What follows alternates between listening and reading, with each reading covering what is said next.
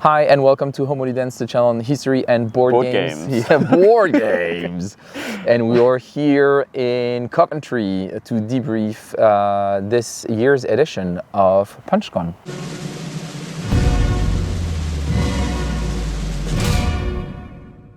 And we're tired, like last year. Yes. A bit less excited. I think less tired, less excited. Yeah. But that's good. Yeah, we didn't have the special like we had last year. That's Unfortunately, right. I think the management changed and we couldn't have those special treats that made us extremely excited last time. So. I did have one glass of completely flat, very warm Coca-Cola, and it made me feel pretty special. Special. I had a good time with nice. Yep. But it was a great session, and we thought we were going to debrief what we played and what we enjoyed, and and maybe motivate some people who haven't joined this year to join next year. Yep. So one thing I should say, this year was a little bit more chaotic for me personally, because Fred booked all the sessions I was playing in, and he had booked me into games which he didn't mean to, possibly, and B had booked me in to games which he didn't bring the game of. So we had to improvise a bit, but that was good actually, and it meant I experienced some things I wouldn't have otherwise played. Yeah, so that was the first thing. We also played with people that we didn't necessarily plan to play with. But it was very nice. It was always good encounters. It was. So I think that was pretty cool. What did you play on the Friday? So my first example of this is on Friday morning. I ended up not with anything booked in for various reasons, and I actually joined a game of Commands and Colours Napoleonics Epic with a guy who's a friend of Fred's who I was talking to. And this was an 9-player game actually, so the whole of Waterloo, quite a long board, and he had a custom board with special terrains and everything, so it looked really nice. So yeah, three core commanders on each side, one commander-in-chief on each side, and then also a Prussian player who would arrive from the side of the battlefield at some point and sweep along using a special system where he rolled dice to see which units activated. And it was really cool. I was the British third corps or right-hand corps, and kind of messed it up, overstretched myself, overextended, got overexcited, and then I had to leave partway through, handed over to Donald Hegarty. Gave him my position, and he came back to me later. He was furious because I'd given him such a stupid position. The whole line collapsed. But it was really fun, and it's the first time I played Commands and Colours. Yeah, and you enjoyed it. I really enjoyed it. It was a really nice way to learn to play, because you have the commander-in-chief who can come and give you some tips and help you out, and there's not so much pressure. And it was nice as well. So me and my opponent facing each other, over our bit of a battlefield, felt like we were really focused on this, and we didn't even really know what was going on the rest, but you'd occasionally hear a cheer or a scream or something. That's pretty cool. It was nice. It was a good atmosphere. Yeah, and I think we're going to have a similar kind of session for the next Intro to Wargame at Aircon, so people can just jump in, drop in, and start playing and discover, I think, an amazing system that is a good way into the hobby. Myself, in the morning, I was playing Onus, which is the Draco Ideas card-based figurine wargame set in ancient times, so focusing on the Romans. And we had a lot of fun. I was playing with Jim, with which I was playing also late last year at Vanguard. And it was great to catch up with him, play this game with him again. We had a lot of fun. And another great session. I love Honest more and more. The more I play it, the more I enjoy it. It's a great little system. And then in the afternoon, what did you play? I think I just played with you, Corrupt Bargain, later in the afternoon. Because you made some demos during the day. Yes, I was demoing Chicago 68, which is a game about protests in Chicago by Yoni Goldstein. Really interesting game, really enjoyed demoing that, and I demoed Lenin's Legacy as well. By Matthias Kramer. CDG. Yep. Kramer, that was fun as well, so that was cool to do. I was busy with that in the afternoon. And for me, in the afternoon, we had the full French-speaking session of Successors, excellent. Which was excellent. I hadn't played a war game in French for quite a long time, so that was really fun. It was nice to catch up with that group. So it's a nice group of people coming mostly from the region around Paris. They come together. We met with them last year.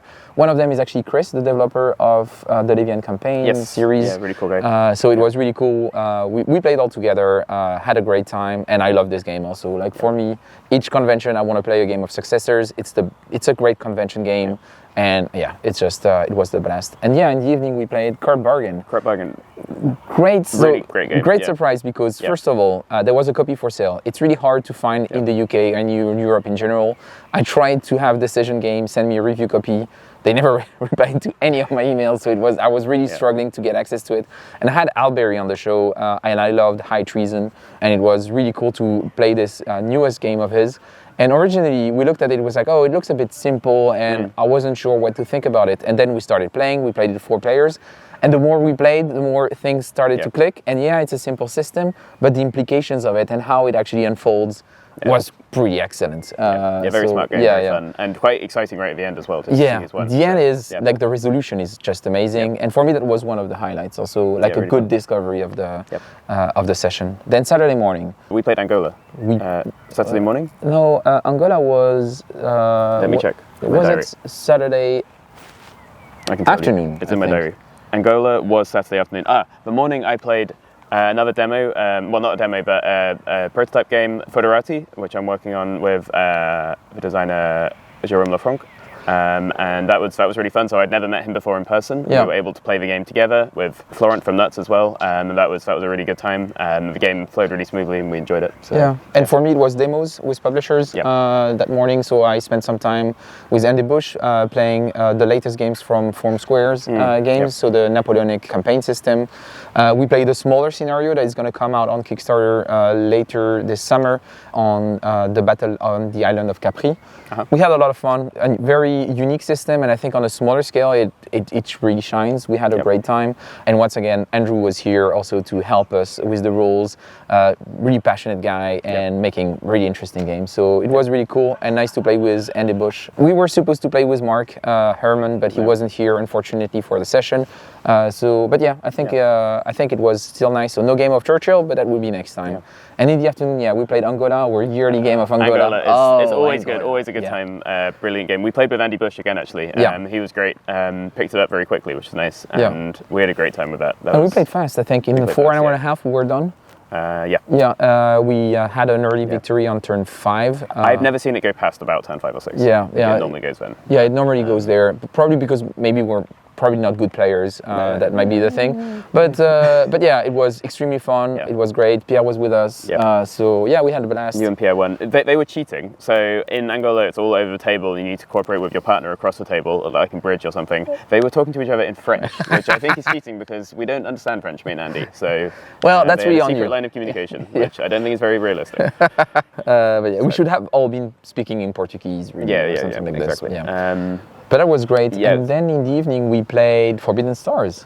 Which Fred had bought on the day and then gave me the rule book to learn. And I had to learn the rules really quickly, but I managed and we played and it was pretty cool. Pretty cool. A few mistakes here and there, and in the stacking limit in the voids, and the other mistake that we made is the maximum 8 dice roll. And this would have made a difference because we enjoyed the game early on, particularly. So there's a really cool action system and a cool upgrade to your combat deck, and the smaller combats felt quite exciting. By the end, when there was a really big combat with like a big army against quite a small army, we actually just started skipping it. It felt tedious. But there's a maximum combat dice, which would have made even those medium-sized forces still quite strong. It would have made the whole morale thing a lot more important. Exactly. So there would have been a chance of doing a desperate defense, which we didn't otherwise have, and that could have been important. But it was fun, and we got pretty much to the end, and Pierre won that as well. He was in a strong position, and it's a really interesting game. And I think one of the evenings after that, so I enjoyed this quite a bit. Someone on Twitter told me afterwards that the designer is actually working on making, for now it's called Forbidden Stars Redux.